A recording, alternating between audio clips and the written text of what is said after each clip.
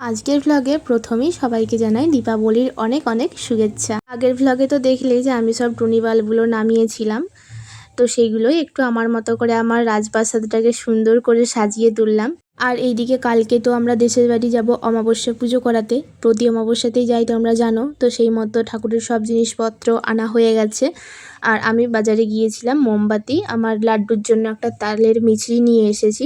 মিছরিটা শেষ হয়ে গিয়েছিল।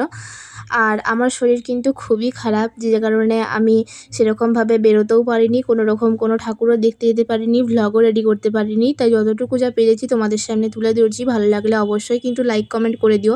আর এই যে দেখছো ভিডিওটা, এটা কিন্তু আমার এক কাকিমার কাছ থেকেই নেওয়া।